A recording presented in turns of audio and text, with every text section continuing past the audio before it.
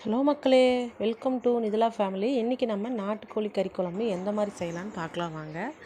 இது நீங்கள் தடவை செஞ்சு சாப்பிட்டிங்கன்னா உங்களுக்கு ரொம்ப பிடிக்கும். குழந்தைங்களுக்கு, பெரியவங்களுக்கு, சளிக்கு, நெஞ்சு சளிக்கு, இது எல்லாத்துக்குமே நாட்டுக்கோழி குழம்பு நல்லா ரொம்ப நல்லதுங்க.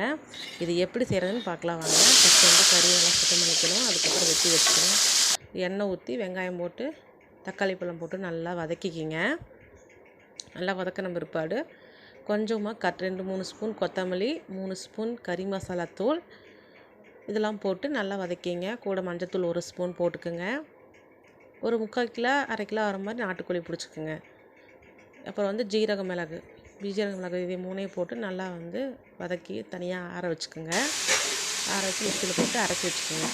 அதுக்கப்புறம் வந்து நல்லெண்ணெய் ஒரு 3 ஸ்பூனுங்க. நாட்டுக்கோழி குழம்புக்கு நல்லெண்ணெய் ரொம்ப நல்லதுங்க. இது வச்சு சாப்பிட்டிங்கன்னா தான் உடம்புக்கு வந்து நல்லாயிருக்கும். குளிர்ச்சி ரொம்ப நல்லது. எதிர்ப்பு சக்தி அதிகமாக இருக்குது. நீங்கள் சாப்பிட்டு பாருங்கள். போட்டு கடுகு கருவேப்பிலை போட்டு இஞ்சி பூண்டு பேஸ்ட் போடுங்க. இஞ்சி பூண்டு பேஸ்ட் போட்ட பிற்பாடு அதுக்கப்புறம் வெட்டி வச்ச கறியை வந்து உள்ளே போட்டு நல்லா கிளறுங்க. வெட்டி வச்ச கறி உள்ளே போட்டு நல்லா கிளறிட்டு தேவையான அளவு உப்பு போட்டுக்குங்க.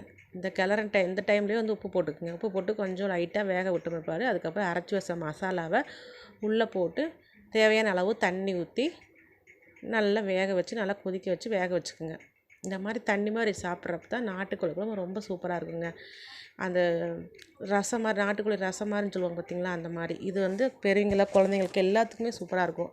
இந்த டைமில் நல்லா கொதிச்ச பிற்பாடு அதில் கொஞ்சமாக குழம்பு எடுத்து இது வந்து கொஞ்சம் நல்லெண்ணெய் ஊற்றி கலந்து எல்லாத்துக்கும் ஊற்றி கலந்து குடித்தோம்னா இந்த சளி பிடிச்ச கிளைமேட்டில் மாறிச்சுன்னா சளி பிடிக்கிறது, இருமல் வர்றது, இந்த மாதிரி இருக்கிறவங்களுக்குலாம் ரொம்ப நல்லது. குழந்தைங்களுக்கும் ரொம்ப ரொம்ப நல்லதுங்க. இந்த மாதிரி நீங்கள் அடிக்கடி செஞ்சு கொடுங்க. நாங்கள் எங்கள் வீட்டில் எல்லாருமே இது குடிப்போம் அந்த மாதிரி.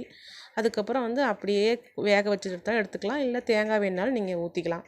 நான் இன்றைக்கி தேங்காய் ஊற்றுறேன். உங்களுக்கு வேணும்னா தேங்காய் ஊற்றிக்கலாம், இல்லைன்னா ஆப்ஷனல் தாங்க. அதுக்கப்புறம் இந்த மாதிரி கொதிக்க விட்ட பாடு கறி வெந்துருச்சா என்னன்னு சொல்லி அந்த கோழி கால் எடுத்து இது பண்ணி பார்த்தீங்கன்னா வெந்துருச்சுன்னா கறியெல்லாம் வெந்துருச்சுன்னு அர்த்தங்க. இது பதம். கோழிக்கால் எடுத்து வெந்துருச்சான்னு பார்த்துட்டு இந்த மாதிரி வெந்திருந்தால் கறி ஃபுல்லாக வெந்திருக்குன்னு அர்த்தம்.